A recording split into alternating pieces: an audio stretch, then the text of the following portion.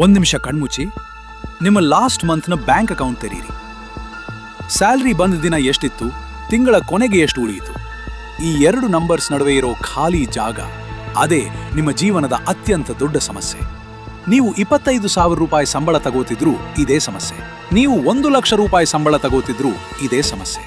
ನೀವು 3 ಲಕ್ಷ ರೂಪಾಯಿ ಸಂಬಳ ತಗೋತಿದ್ರೂ ಇದೇ ಸಮಸ್ಯೆ. ಹಣ ಹೆಚ್ಚಾಗ್ತಿದೆ, ಖರ್ಚು ಅದಕ್ಕಿಂತ ವೇಗವಾಗಿ ಹೆಚ್ಚಾಗ್ತಿದೆ. EMI ಬೆಳೀತಿದೆ, ಸೇವಿಂಗ್ಸ್ ಮಾತ್ರ ಬೆಳೀತಿಲ್ಲ. ಇದು ನಿಮ್ಮ ತಪ್ಪಲ್ಲ, ಆದ್ರೆ ಒಂದು ಸತ್ಯ ಹೇಳ್ತೀನಿ, ಇದನ್ನ ಇವತ್ತು ಬದಲಾಯಿಸದಿದ್ರೆ ಇನ್ನು 10 ವರ್ಷ ಕಳೆದ ಮೇಲೂ ನೀವು ಇದೇ ಸ್ಥಿತಿಯಲ್ಲಿ ಇರ್ತೀರಿ. ಈ ವಿಡಿಯೋ ನಿಮ್ಮ ಬಗ್ಗೆನೇ ಇದೆ. ಪಕ್ಕಾ 38 ನಿಮಿಷ ಇರಿ, ಯಾಕೆಂದ್ರೆ ಈ 38 ನಿಮಿಷ ನಿಮ್ಮ ಮುಂದಿನ 38 ವರ್ಷ ಬದಲಾಯಿಸುವ ಪೊಟೆನ್ಷಿಯಲ್ ಇದೆ. 2019ರಲ್ಲಿ ಬೆಂಗಳೂರಿನ ಒಂದು IT ಕಂಪನಿಯಲ್ಲಿ ಇಬ್ಬರು ಫ್ರೆಂಡ್ಸ್ ಒಂದೇ ದಿನ ಜಾಯಿನ್ ಆದ್ರು. ಒಬ್ಬ ಸುರೇಶ್ ದಾವಣಗೆರೆಯಿಂದ ಬಂದ ಹುಡುಗ. ಮನೆಯಲ್ಲಿ ಅಪ್ಪ ಗವರ್ಮೆಂಟ್ ಎಂಪ್ಲಾಯಿ, ಅಮ್ಮ ಹೌಸ್ ವೈಫ್. ಚಿಕ್ಕಂದಿನಿಂದ ಮನೆಯಲ್ಲಿ ಒಂದೇ ಮಾತು, ಮಗ ತಿಂಗಳ ಕೊನೆಗೇನಾದ್ರೂ ಉಳಿಸಿಡಪ್ಪ. ಇನ್ನೊಬ್ಬ ಕಿರಣ್ ಬೆಂಗಳೂರಿನ ಹುಡುಗ. ಅಪ್ಪ ಬಿಸ್ನೆಸ್ ಮಾಡ್ತಾರೆ, ಮನೆಯಲ್ಲಿ ಯಾವಾಗ್ಲೂ ಖರ್ಚು ಮಾಡ್ತಿದ್ದ ವಾತಾವರಣ. ಬಂದ ಹಣ ಖರ್ಚು ಮಾಡ್ದಿದ್ರೆ ಮತ್ತೇನ್ ಮಾಡ್ಬೇಕು? ಇಬ್ರು ಒಂದೇ ಕಂಪನಿ, ಒಂದೇ 55,000 ರೂಪಾಯಿ ಸ್ಯಾಲ್ರಿ, ಒಂದೇ ಊರಲ್ಲಿ ಜೀವನ. 2024ರಲ್ಲಿ 5 ವರ್ಷ ಆದ್ಮೇಲೆ ಏನಾಯ್ತು ನೋಡಿ. ಸುರೇಶ್ ಹತ್ರ 3.8 ಲಕ್ಷ ರೂಪಾಯಿ ಸೇವಿಂಗ್ಸ್ ಇತ್ತು. ಕಿರಣ್ ಹತ್ರ 19 ಲಕ್ಷ ರೂಪಾಯಿ ಇನ್ವೆಸ್ಟ್ಮೆಂಟ್ ಪೋರ್ಟ್ಫೋಲಿಯೋ ಇತ್ತು. ಒಂದೇ ಸ್ಯಾಲ್ರಿ, ಒಂದೇ ಸಿಟಿ, ಒಂದೇ ಕಂಪನಿ. ಫರಕ್ ಎಲ್ಲ ಆಯ್ತು. ಸುರೇಶ್ಗೆ ಸ್ಯಾಲ್ರಿ ಬಂದ ತಕ್ಷಣ ಮನ್ಸಿಗನ್ನಿಸ್ತಿತ್ತು, ಇಷ್ಟು ದಿನ ಕಷ್ಟಪಟ್ಟೆ, ಸ್ವಲ್ಪ ಎಂಜಾಯ್ ಮಾಡ್ಕೊಳ್ಬಾರ್ದ?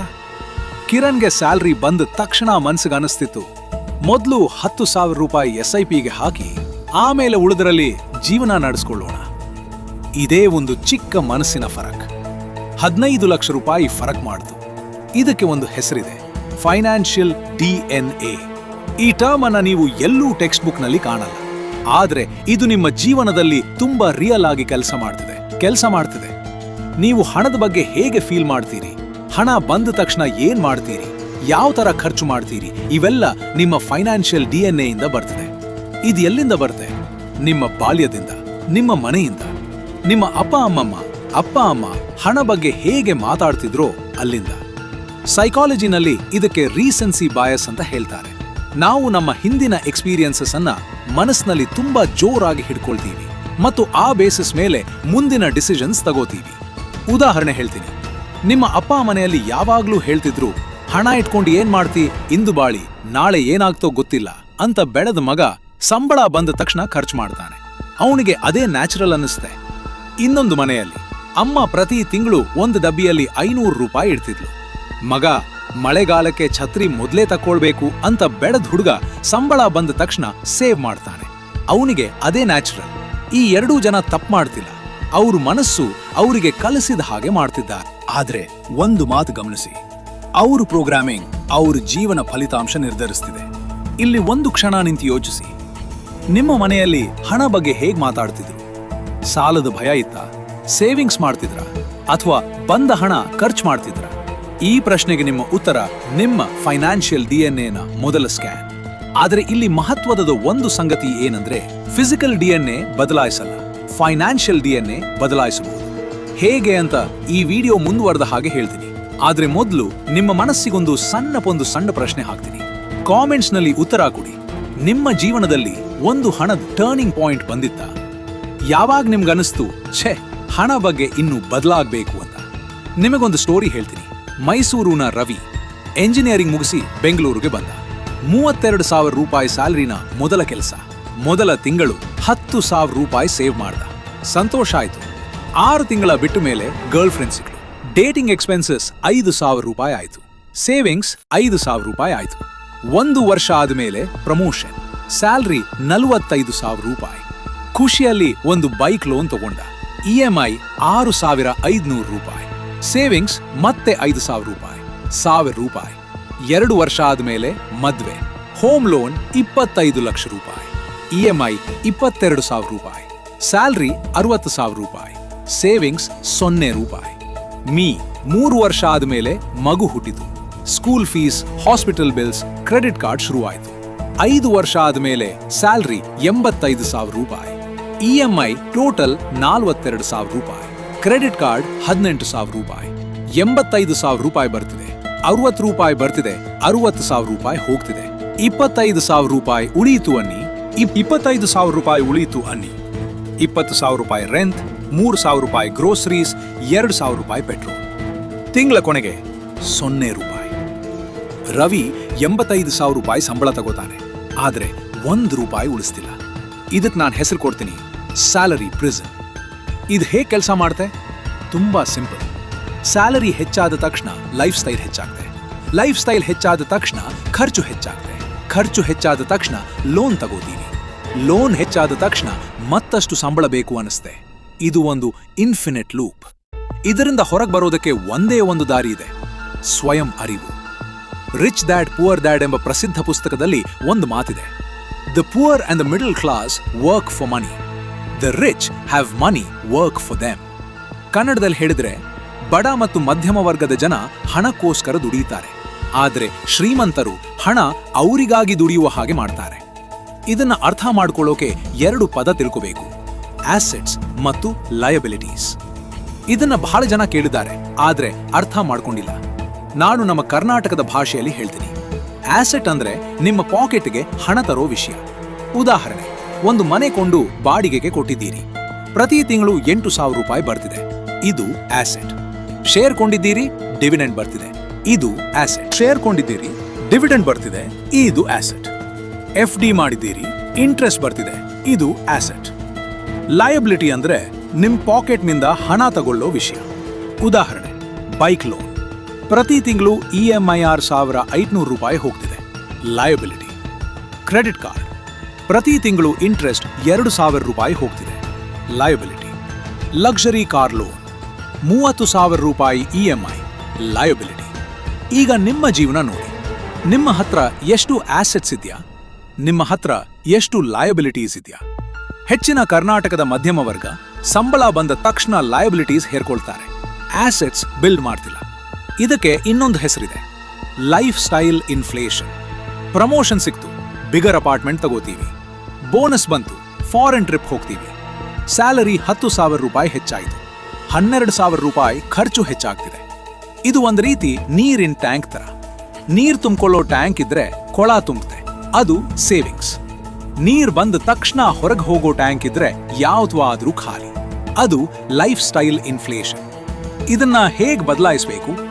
ಒಂದು ಅತ್ಯಂತ ಸಿಂಪಲ್ ರೂಲ್ ಇದೆ. ಇದನ್ನ ಕರೀತಾರೆ ಪೇ ಯೋರ್ ಸೆಲ್ಫ್ ಫಸ್ಟ್. ಅಂದ್ರೆ ಸ್ಯಾಲರಿ ಬಂದ ತಕ್ಷಣ ಬಿಲ್ಸ್ ಮಾಡೋ ಮೊದಲೇ ಕನಿಷ್ಠ 20% ಸೇವ್/ಇನ್ವೆಸ್ಟ್ ಮಾಡಿ. ತಿಂಗಳಿಗೆ 50,000 ರೂಪಾಯಿ ಸಂಬಳ ಇದ್ರೆ 10,000 ರೂಪಾಯಿ ಮೊದಲೇ ತೆಗೆದಿಡಿ, ಉಳಿದ 40,000 ರೂಪಾಯಿ ದಲ್ಲಿ ಜೀವನ ನಡೆಸಿ. ಇದನ್ನ ಕೇಳಿ ಬಹಳ ಜನ ಹೇಳ್ತಾರೆ, ಯಾರ 40,000 ರೂಪಾಯಲ್ಲಿ ಬೆಂಗಳೂರಿನಲ್ಲಿ ಹೇಗ್ ಬದುಕಬೇಕು? ಆದ್ರೆ ಯೋಚಿಸಿ, 50,000 ರೂಪಾಯಲ್ಲಿ ಈಗ ತಿಂಗಳ ಕೊನೆಗೆ 0 ರೂಪಾಯಿ ಉಳಿತಿದೆ. 40,000 ರೂಪಾಯಿಯಲ್ಲಿಯೂ 0 ರೂಪಾಯಿ ಉಳಿತಿತ್ತು. ಅಂದ್ರೆ ನಿಮ್ಮ ಖರ್ಚು ನಿಮ್ಮ ಇನ್ಕಮ್ಗೆ ಅಡ್ಯಾಪ್ಟ್ ಆಗ್ತಿದೆ. ಇದು ಹ್ಯೂಮನ್ ಸೈಕಾಲಜಿ. ಹಾಗಾದ್ರೆ 10,000 ರೂಪಾಯಿ ಮೊದಲೇ ತೆಗೆದಿಟ್ಟು 40,000 ರೂಪಾಯಿದಲ್ಲಿ ಅಡ್ಯಾಪ್ಟ್ ಆಗಬಾರ್ದ್ಯಾ? ಇದು ನಿಮ್ಮ ಸ್ಯಾಲರಿ ಪ್ರಿಸನ್ನಿಂದ ಹೊರಬರೋ ಮೊದಲ ಬಾಗಿಲು. ಇಲ್ಲಿ ಒಂದು ಮಾತು ಹೇಳಬೇಕು, ಕರ್ನಾಟಕದ ಬಹಳ ಜನಕ್ಕೆ ಒಂದು ತಪ್ಪು ಅಭಿಪ್ರಾಯ ಇದೆ. ನಮ್ಮ ಮನೆ ನಮ್ಮ ಅತ್ಯಂತ ದೊಡ್ಡ ಆಸೆಟ್. ನಿಮ್ಮ ಮನೆ, ನೀವು ಅದರಲ್ಲಿ ವಾಸ ಮಾಡ್ತಿದ್ದೀರಿ ಅಂದ್ರೆ ಅದು ಆಸೆಟ್ ಅಲ್ಲ, ಅದು ಲಯಬಿಲಿಟಿ. ಯಾಕಂದ್ರೆ EMI ಹೋಗ್ತಿದೆ, ಮೈಂಟೆನೆನ್ಸ್ ಹೋಗ್ತಿದೆ, ಪ್ರಾಪರ್ಟಿ ಟ್ಯಾಕ್ಸ್ ಹೋಗ್ತಿದೆ, ಅದು ನಿಮ್ಮ ಪಾಕೆಟ್ನಿಂದ ಹಣ ತಗೋತಿದೆ. ಅದೇ ಮನೆ ನೀವು ಬಾಡಿಗೆಗೆ ಕೊಟ್ಟಿದ್ರೆ ಆಗ ಅದು ಆಸೆಟ್, ಅದು ನಿಮ್ಮ ಪಾಕೆಟ್ಗೆ ಹಣ ತರ್ತಿದೆ. ಇದನ್ನ ಅರ್ಥ ಮಾಡ್ಕೊಂಡ ಮೇಲೆ ನಿಮ್ಮ ಪ್ರತಿ ಫೈನಾನ್ಷಿಯಲ್ ಡಿಸಿಷನ್ ಬದಲಾಗುತ್ತೆ. ಈಗ ಒಂದು ಮಹತ್ವದ ಪ್ರಶ್ನೆ ನಿಮ್ಮ ಮುಂದೆ ಇಡ್ತೀನಿ. ಈ ತಿಂಗಳು ಬಂದ ಸ್ಯಾಲರಿದಲ್ಲಿ ನೀವು ಎಷ್ಟು ಶೇಕಡ ಆಸೆಟ್ಸ್ಗೆ ಹಾಕಿದ್ರಿ, ಎಷ್ಟು ಶೇಕಡ ಲಯಬಿಲಿಟೀಸ್ಗೆ ಹೋಯಿತು? ಕಾಮೆಂಟ್ಸ್ನಲ್ಲಿ ಸ್ವಲ್ಪ ಆನೆಸ್ಟ್ ಆಗಿ ಹೇಳಿ, ಯಾರೂ ಜಡ್ಜ್ ಮಾಡ್ತಿಲ್ಲ. ಇದು ನಿಮ್ಮ ಮೊದಲ ರಿಯಾಲಿಟಿ ಚೆಕ್. ಸಿಂಪಲ್ ಉದಾಹರಣೆ, ನೀವು 5,000 ರೂಪಾಯಿ ತಿಂಗಳಿಗೆ SIP ಮಾಡ್ತೀರಿ, ವರ್ಷಕ್ಕೆ 12% ರಿಟರ್ನ್ ಸಿಗ್ತಿದೆ ಅಂತ ಇಟ್ಕೊಳ್ಳಿ. 5 ವರ್ಷ ಬಿಟ್ಟ ಮೇಲೆ 4,08,348 ರೂಪಾಯಿ ನೀವು ಹಾಕಿದ್ದು 3 ಲಕ್ಷ ರೂಪಾಯಿ. 10 ವರ್ಷ ಬಿಟ್ಟ ಮೇಲೆ 11,50,193 ರೂಪಾಯಿ ನೀವು ಹಾಕಿದ್ದು 6 ಲಕ್ಷ ರೂಪಾಯಿ. 20 ವರ್ಷ ಬಿಟ್ಟ ಮೇಲೆ 49,95,740 ರೂಪಾಯಿ ನೀವು ಹಾಕಿದ್ದು 12 ಲಕ್ಷ ರೂಪಾಯಿ. 30 ವರ್ಷ ಬಿಟ್ಮೇಲೆ 1,76,49,569 ರೂಪಾಯಿ. ನೀವು ಹಾಕಿದ್ದು 18 ಲಕ್ಷ ರೂಪಾಯಿ. ತಿಂಗಳಿಗೆ 5,000 ರೂಪಾಯಿ, 30 ವರ್ಷ, 1.76 ಕೋಟಿ ರೂಪಾಯಿ. ನೀವು 18 ಲಕ್ಷ ರೂಪಾಯಿ ಹಾಕಿ ಶರೂಪಾಯಿ ಹಾಕಿ 1.76 ಕೋಟಿ ರೂಪಾಯಿ ತಗೋತೀರಿ. ಇದು ಮ್ಯಾಜಿಕ್ ಅಲ್ಲ, ಇದು ಮ್ಯಾಥ್, ಇದು ಕಂಪೌಂಡಿಂಗ್. ಆದರೆ ಇಲ್ಲಿ ಅತ್ಯಂತ ಮಹತ್ವದ ಮಾತೊಂದಿದೆ. ವಾರನ್ ಬಫೆಟ್ 8 ಲಕ್ಷ ಕೋಟಿ ರೂಪಾಯಿ ವೆಲ್ತ್ ಹೇಗ್ ಬಿಲ್ಡ್ ಮಾಡಿದ್ರು ಗೊತ್ತಾ? ಅವರು 10 ವರ್ಷ ವಯಸ್ಸಿಗೆ ಇನ್ವೆಸ್ಟ್ ಶುರು ಮಾಡಿದ್ರು. 60 ವರ್ಷ ವಯಸ್ಸಿನ ತನಕ 50 ವರ್ಷ ಇನ್ವೆಸ್ಟ್ ಮಾಡಿದ ಮೇಲೆ ಅವ್ರ ವೆಲ್ತ್ 7,000 ಕೋಟಿ ರೂಪಾಯಿ ಇತ್ತು. ಆಮೇಲೆ ಮುಂದಿನ 30 ವರ್ಷದಲ್ಲಿ 7,000 ಕೋಟಿ ರೂಪಾಯಿ 8 ಲಕ್ಷ ಕೋಟಿ ರೂಪಾಯಿ ಆಯಿತು. ಅಂದ್ರೆ 7,000 ಕೋಟಿ ರೂಪಾಯಿ 8 ಲಕ್ಷ ಕೋಟಿ ರೂಪಾಯಿ ಆಗೋಕೆ ಬೇಕಾದ್ದು ಆ ಲಾಸ್ಟ್ 30 ಇಯರ್ಸ್. ಇದೇ ಕಂಪೌಂಡಿಂಗ್ನ ಮ್ಯಾಜಿಕ್. ಶುರುವಿನಲ್ಲಿ ನಿಧಾನ, ಮುಂದೆ ಹೋದ ಹಾಗೆ ಅಸಾಧ್ಯ ವೇಗ. ಆದ್ರೆ ಇಲ್ಲಿ ನಮ್ಮ ದೊಡ್ಡ ತಪ್ಪು ಏನಂದ್ರೆ ಇಂಪೇಷನ್ಸ್. ನಾವು ಮರ ನೆಟ್ಟ ಮರುದಿನ ಫ್ರೂಟ್ ಕಾಯ್ತೀವಿ. ಮಾರ್ಕೆಟ್ ಒಂದ್ಸಲ ಡೌನ್ ಆಯಿತು, 10,000 ರೂಪಾಯಿ ಲಾಸ್ ಕಂಡ್ರು ಭಯದಲ್ಲಿ ಎಲ್ಲ ಮಾರ್ತೀವಿ. ಆದ್ರೆ ಯಾರು ಮಾರ್ತಿಲ್ಲ, ಯಾರು ಉಳ್ಕೊಳ್ತಿದ್ದಾರೋ ಅವರೇ ಲಾಂಗ್ ಟರ್ಮ್ನಲ್ಲಿ ಗೆಲ್ತಿದ್ದಾರೆ. ಕ್ರಿಕೆಟ್ನ ಉದಾಹರಣೆ ನೋಡಿ. ಟೆಸ್ಟ್ ಮ್ಯಾಚ್ನಲ್ಲಿ ಚೇತೇಶ್ವರ್ ಪೂಜಾರ 10,000 ರೂಪಾಯಿ ರನ್ ಮಾಡ್ತಿಲ್ಲ ಅಂತ 1 ಓವರ್ ಆದ್ಮೇಲೆ ಅವ್ರನ್ನ ಔಟ್ ಮಾಡ್ತೀರಾ? ಮಾಡಲ್ಲ ಅಲ್ವಾ? ಯಾಕೆಂದ್ರೆ ಅವರು ಲಾಂಗ್ ಇನ್ನಿಂಗ್ಸ್ಗಾಗಿ ಆಡ್ತಿದ್ದಾರೆ. ಇನ್ವೆಸ್ಟಿಂಗ್ ಅಷ್ಟೇ. ಇದು ಟೆಸ್ಟ್ ಕ್ರಿಕೆಟ್, IPL ಅಲ್ಲ. ಇನ್ನೊಂದು ಮಾತು, ನಿಮ್ಮ ಪಕ್ಕದ ಮನೆ ಅಂಕಲ್ ಕೇಳ್ತಾರೆ, ಮಗ ಮಾರ್ಕೆಟ್ನಲ್ಲಿ ಹಣ ಹಾಕ್ಬೇಡ, ನನ್ನ 50,000 ರೂಪಾಯಿ ಹೋಯ್ತು ಅಂತ. ಅವ್ರ ಎಕ್ಸ್ಪೀರಿಯನ್ಸ್ ನಿಮ್ಮ ಎಕ್ಸ್ಪೀರಿಯನ್ಸ್ ಅಲ್ಲ. ಒಬ್ಬ ಒಳ್ಳೆ ಇನ್ವೆಸ್ಟರ್ ಏನ್ ಮಾಡ್ತಾನೆ? Stay invested, stay patient. ಆದ್ರೆ ಯಾರಿಗೆ ಈ ಕಂಪೌಂಡಿಂಗ್ ಅತ್ಯಂತ ಹೆಚ್ಚು ಉಪಯೋಗ? ಯಾರು ಬೇಗ ಶುರು ಮಾಡ್ತಾರೋ ಅವ್ರಿಗೆ. ನೀವು 20 ವರ್ಷ ವಯಸ್ಸಿನಲ್ಲಿ 1,000 ರೂಪಾಯಿ ತಿಂಗಳಿಗೆ ಶುರು ಮಾಡಿದ್ರೆ 60 ವರ್ಷ ವಯಸ್ಸಿಗೆ 1.17 ಕೋಟಿ ರೂಪಾಯಿ. ನೀವು 30 ವರ್ಷ ವಯಸ್ಸಿನಲ್ಲಿ 1,000 ರೂಪಾಯಿ ಶುರು ಮಾಡಿದ್ರೆ 60 ವರ್ಷ ವಯಸ್ಸಿಗೆ 35 ಲಕ್ಷ ರೂಪಾಯಿ. ಒಂದೇ 1,000 ರೂಪಾಯಿ. ಒಂದೇ 30 ವರ್ಷ ಮೊದಲು ಶುರು ಮಾಡಿದ ಫರಕ್ 80 ಲಕ್ಷ ರೂಪಾಯಿ ಫರಕ್. ಇದು ಕೇಳಿ ಬಹಳ ಜನ ಹೇಳ್ತಾರೆ, ಆಗ ಯಾರು ಹೇಳಲಿಲ್ಲ ನನಗೆ?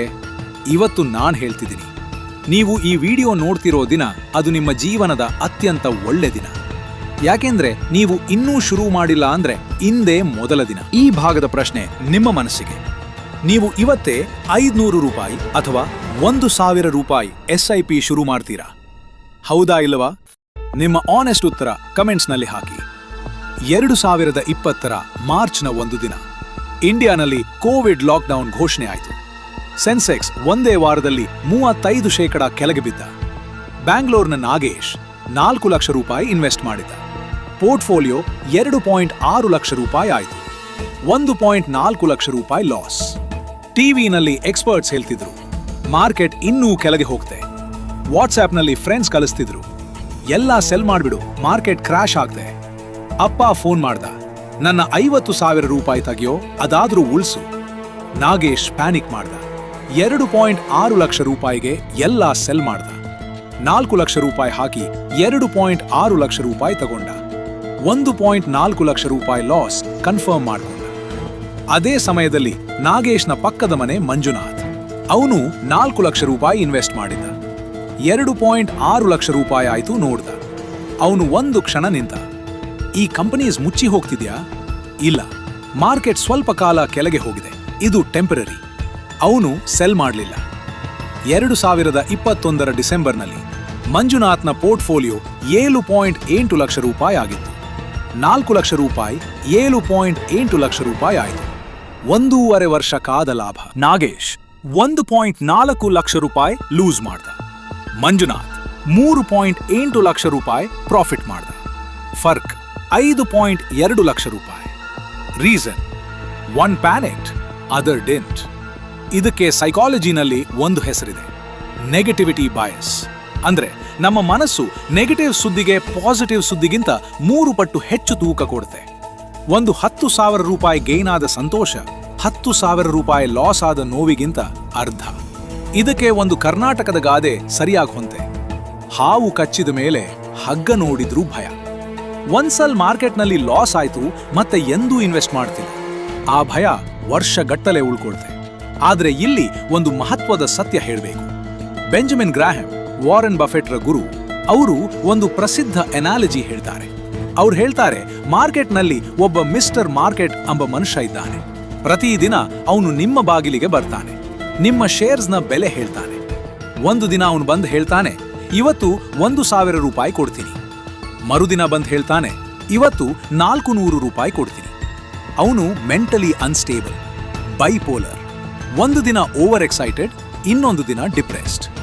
ಈ ಮಿಸ್ಟರ್ ಮಾರ್ಕೆಟ್ನ ಮೇಲೆ ನೀವ್ಯಾಕೆ ನಿಮ್ಮ ಡಿಸಿಷನ್ಸ್ ಮಾಡಬೇಕು? ನೀವು ಇನ್ವೆಸ್ಟ್ ಮಾಡಬೇಕಾದ್ದು ಕಂಪನಿ ಮೇಲೆ, ಮಾರ್ಕೆಟ್ ಪ್ರೈಸ್ ಮೇಲೆ ಅಲ್ಲ. ಕಂಪನಿ ಚೆನ್ನಾಗಿದೆ, ಬಿಸ್ನೆಸ್ಗೆ ಫ್ಯೂಚರ್ ಇದೆ, ಆದ್ರೆ ಮಾರ್ಕೆಟ್ ತಾತ್ಕಾಲಿಕವಾಗಿ ಕೆಳಗೆ ಬಿದ್ದಿದೆ, ಅದು ಬೈಯಿಂಗ್ ಆಪರ್ಚುನಿಟಿ, ಪ್ಯಾನಿಕ್ ಸೆಲ್ಲಿಂಗ್ ಅಲ್ಲ. ಇದನ್ನ ಪ್ರತಿ ಮಾರ್ಕೆಟ್ ಕ್ರ್ಯಾಶ್ನಲ್ಲಿ ನೆನಪಿಸ್ಕೊಳ್ಳಿ. 2008 ಫಿನಾನ್ಷಿಯಲ್ ಕ್ರೈಸಿಸ್, ಮಾರ್ಕೆಟ್ 60% ಕೆಳಗೆ ಬಿದ್ದ. ಯಾರ್ ಸ್ಟೇ ಇದ್ರೋ 2012 ಹೊತ್ತಿಗೆ ಡಬಲ್ ಆಯಿತು.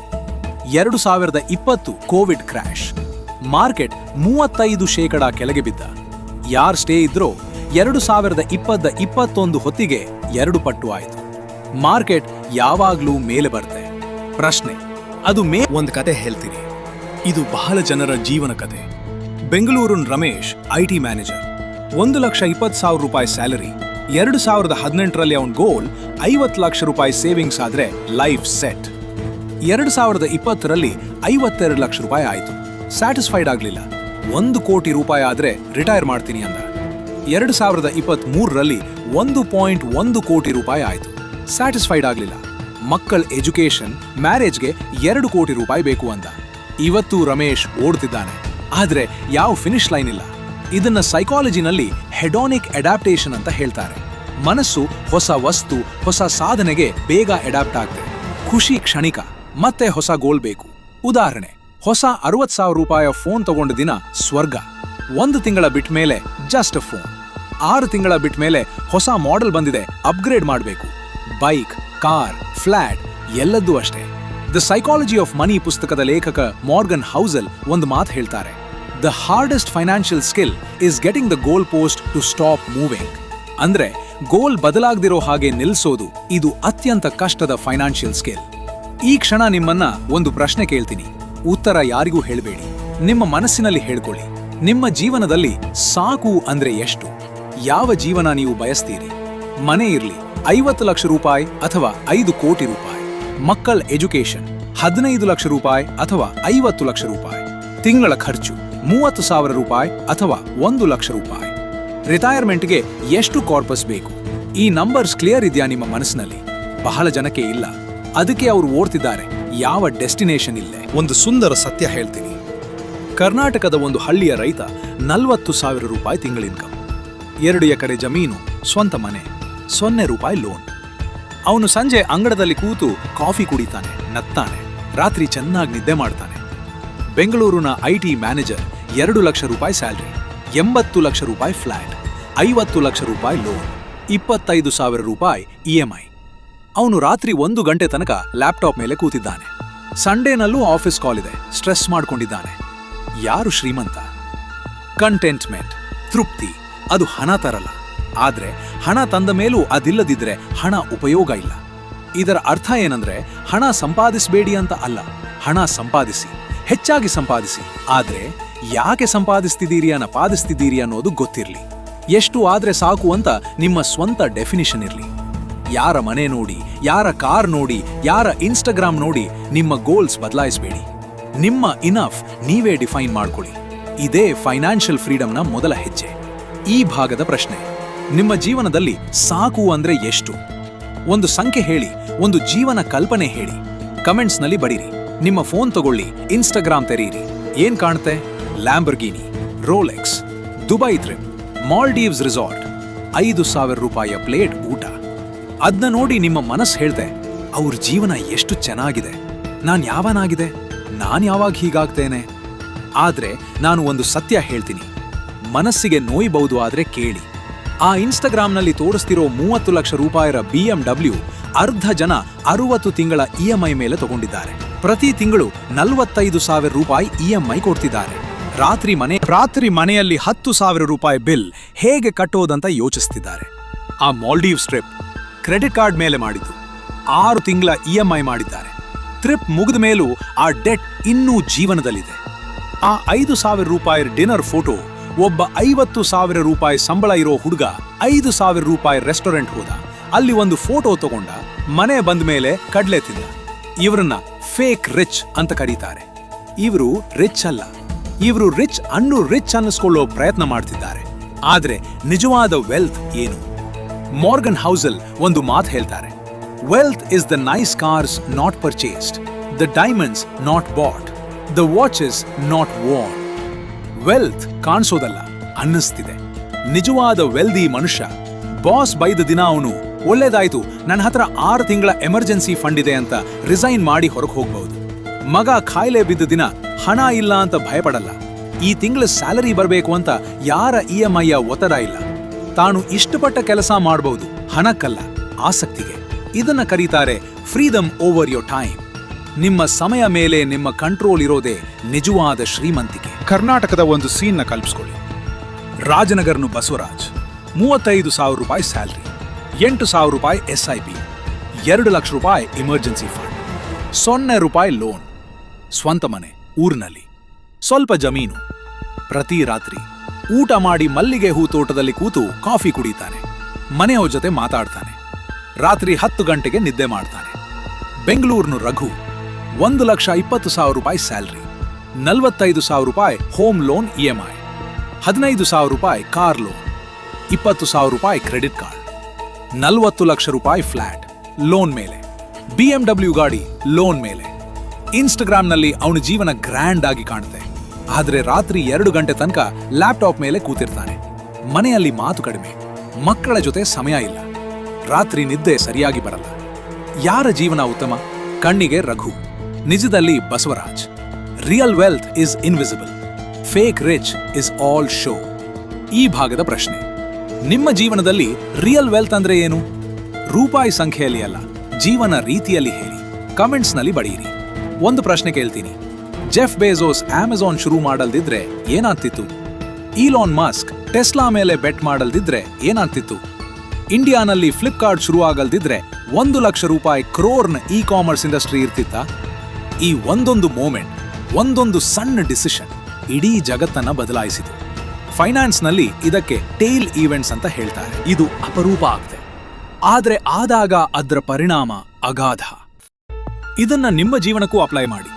ನಿಮ್ಮ ಜೀವನದ ಒಂದು ಸಣ್ಣ ಡಿಸೈಷನ್, ಈ ತಿಂಗಳಿಂದ 1,000 ರೂಪಾಯಿ SIP ಶುರು ಮಾಡೋದು, 20 ವರ್ಷ ಬಿಟ್ಟ ಮೇಲೆ 1 ಕೋಟಿ ರೂಪಾಯಿ, 3 ಲಕ್ಷ ರೂಪಾಯಿ ಲೋನ್ ತೀರಿಸಿ 3,000 ರೂಪಾಯಿ EMI ಸೇವ್ ಮಾಡೋದು, 10 ವರ್ಷ ಬಿಟ್ಟ ಮೇಲೆ 7 ಲಕ್ಷ ರೂಪಾಯಿ, ಒಂದು ಸೈಡ್ ಇನ್ಕಮ್ ಶುರು ಮಾಡೋದು, 5,000 ರೂಪಾಯಿ ತಿಂಗಳ ಎಕ್ಸ್ಟ್ರಾ, 15 ವರ್ಷ ಬಿಟ್ಟ ಮೇಲೆ 30 ಲಕ್ಷ ರೂಪಾಯಿ.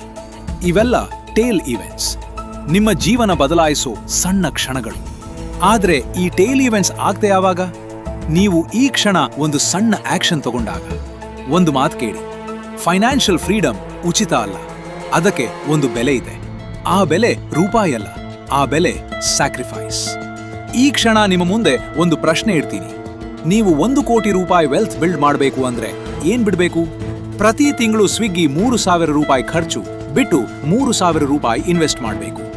80,000 ರೂಪಾಯಿರ ಹೊಸ ಫೋನ್ ಬದಲು 30,000 ರೂಪಾಯಿರ ಫೋನ್ ತಗೊಂಡು 50,000 ರೂಪಾಯಿ ಇನ್ವೆಸ್ಟ್ ಮಾಡಬೇಕು. ವೀಕೆಂಡ್ ಮೋಜು 5,000 ರೂಪಾಯಿ, 2,000 ರೂಪಾಯಿ ಮಾಡಿ 3,000 ರೂಪಾಯಿ ಸೇವ್ ಮಾಡಬೇಕು. ಇದಕ್ಕೆ ಒಂದು ಹೆಸರಿದೆ, ಆಪರ್ಚುನಿಟಿ ಕಾಸ್ಟ್.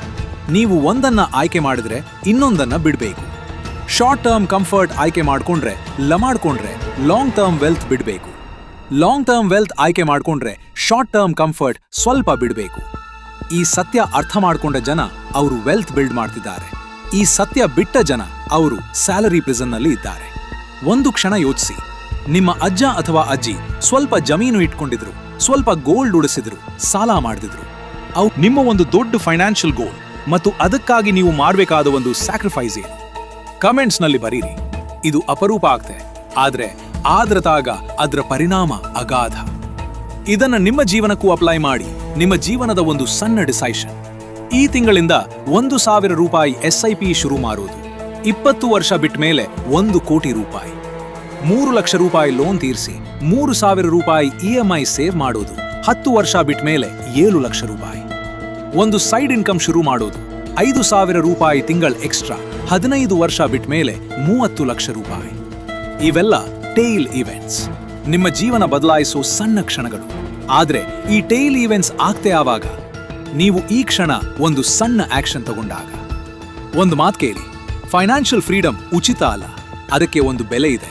ಆ ಬೆಲೆ ರೂಪಾಯಿ ಅಲ್ಲ, ಆ ಬೆಲೆ ಸ್ಯಾಕ್ರಿಫೈಸ್. ಈ ಕ್ಷಣ ನಿಮ್ಮ ಮುಂದೆ ಒಂದು ಪ್ರಶ್ನೆ ಇಡ್ತೀನಿ. ನೀವು 1 ಕೋಟಿ ರೂಪಾಯಿ ವೆಲ್ತ್ ಬಿಲ್ಡ್ ಮಾಡಬೇಕು ಅಂದ್ರೆ ಏನ್ ಬಿಡಬೇಕು? ಪ್ರತಿ ತಿಂಗಳು ಸ್ವಿಗ್ಗಿ 3,000 ರೂಪಾಯಿ ಖರ್ಚು ಬಿಟ್ಟು 3,000 ರೂಪಾಯಿ ಇನ್ವೆಸ್ಟ್ ಮಾಡಬೇಕು. 80,000 ರೂಪಾಯಿರ ಹೊಸ ಫೋನ್ ಬದಲು 30,000 ರೂಪಾಯಿರ ಫೋನ್ ತಗೊಂಡು 50,000 ರೂಪಾಯಿ ಇನ್ವೆಸ್ಟ್ ಮಾಡಬೇಕು. ವೀಕೆಂಡ್ ಮೋಜು 5,000 ರೂಪಾಯಿ, 2,000 ರೂಪಾಯಿ ಮಾಡಿ 3,000 ರೂಪಾಯಿ ಸೇವ್ ಮಾಡಬೇಕು. ಇದಕ್ಕೆ ಒಂದು ಹೆಸರಿದೆ, ಆಪರ್ಚುನಿಟಿ ಕಾಸ್ಟ್. ನೀವು ಒಂದನ್ನ ಆಯ್ಕೆ ಮಾಡಿದ್ರೆ ಇನ್ನೊಂದನ್ನ ಬಿಡಬೇಕು. ಶಾರ್ಟ್ ಟರ್ಮ್ ಕಂಫರ್ಟ್ ಆಯ್ಕೆ ಮಾಡ್ಕೊಂಡ್ರೆ ಲಾಂಗ್ ಟರ್ಮ್ ವೆಲ್ತ್ ಬಿಡಬೇಕು. ಲಾಂಗ್ ಟರ್ಮ್ ವೆಲ್ತ್ ಆಯ್ಕೆ ಮಾಡ್ಕೊಂಡ್ರೆ ಶಾರ್ಟ್ ಟರ್ಮ್ ಕಂಫರ್ಟ್ ಸ್ವಲ್ಪ ಬಿಡಬೇಕು. ಈ ಸತ್ಯ ಅರ್ಥ ಮಾಡ್ಕೊಂಡ ಜನ ಅವರು ವೆಲ್ತ್ ಬಿಲ್ಡ್ ಮಾಡ್ತಿದ್ದಾರೆ. ಈ ಸತ್ಯ ಬಿಟ್ಟ ಜನ ಅವರು ಸ್ಯಾಲರಿ ಪ್ರಿಸನ್ ನಲ್ಲಿ ಇದ್ದಾರೆ. ಒಂದು ಕ್ಷಣ ಯೋಚಿಸಿ, ನಿಮ್ಮ ಅಜ್ಜ ಅಥವಾ ಈ ವಿಡಿಯೋ ನಿಮ್ಮ ಯಾವ ಒಬ್ಬ ಫ್ರೆಂಡ್ಗೆ ಉಪಯೋಗ ಆಗ್ತೆ ಅಂತ ಅನಿಸ್ತಾ? ಅವ್ರಿಗೆ ಹಿಂದೆ ಶೇರ್ ಮಾಡಿ. ಒಳ್ಳೆ ಜ್ಞಾನ ಶೇರ್ ಮಾಡಿದ್ರೆ ಕಡಿಮೆ ಆಗಲ್ಲ, ಹೆಚ್ಚಾಗ್ತೆ. ಚಾನೆಲ್ ಸಬ್ಸ್ಕ್ರೈಬ್ ಮಾಡಿ, ಬೆಲ್ ಐಕಾನ್ ಒತ್ತಿ. ಮುಂದಿನ ವಿಡಿಯೋ ನಿಮ್ಮ ಕರ್ನಾಟಕದ ಜನರ ಹಣ ಮತ್ತು ಜೀವನ ಬಗ್ಗೆ ಇನ್ನೂ ಆಳವಾಗಿ ಮಾತಾಡ್ತೆ. ಧನ್ಯವಾದಗಳು. ನಮ್ಮ ಕರ್ನಾಟಕ ಮೇಲೆ ಹೆಮ್ಮೆ. ಜೈ ಕರ್ನಾಟಕ.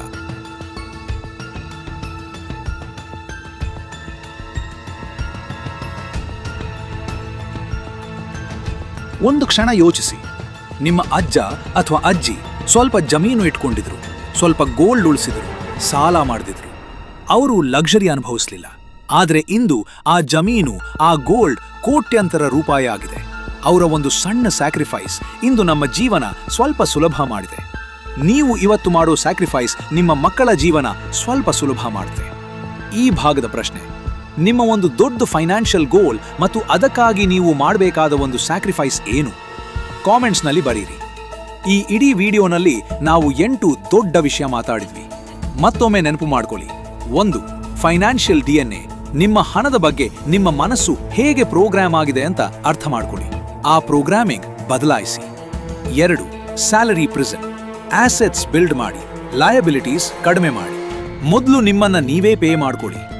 3, ಕಂಪೌಂಡಿಂಗ್, ಹಿಂದೆ ಶುರು ಮಾಡಿ. 500 ರೂಪಾಯಿ ಆದ್ರೂ ಸರಿ, ಮೊತ್ತ ಚಿಕ್ಕದು ಆದ್ರೂ ಸಮಯ ದೊಡ್ಡ ಮ್ಯಾಜಿಕ್ ಮಾಡುತ್ತೆ. 4, fear versus fact, market down ಆದ್ರೆ ಪ್ಯಾನಿಕ್ ಮಾಡಬೇಡಿ, ಫ್ಯಾಕ್ಟ್ಸ್ ನೋಡಿ, ಪೇಷನ್ಸ್ ಇರ್ಲಿ. 5, ಇನಫ್, ನಿಮ್ಮ ಸಾಕು ನೀವೇ ಡಿಫೈನ್ ಮಾಡ್ಕೊಳ್ಳಿ, ಸೋಷಿಯಲ್ ಮೀಡಿಯಾನ ನೋಡಿ ಬದಲಾಯಿಸಬೇಡಿ. 6, ರಿಯಲ್ ವೆಲ್ತ್, ವೆಲ್ತ್ ಕಾಣಿಸಲ್ಲ ಅನ್ನಿಸ್ತೆ, ನಿಮ್ಮ ಟೈಮ್ ಮೇಲೆ ನಿಮ್ಮ ಕಂಟ್ರೋಲ್ ಇರಲಿ. 7, ಟೇಲ್ ಈವೆಂಟ್ಸ್, ನಿಮ್ಮ ಇಂದಿನ ಒಂದು ಸಣ್ಣ ಆಕ್ಷನ್ ನಾಳೆ ದೊಡ್ಡ ಬದಲಾವಣೆ ತರುತ್ತೆ. 8,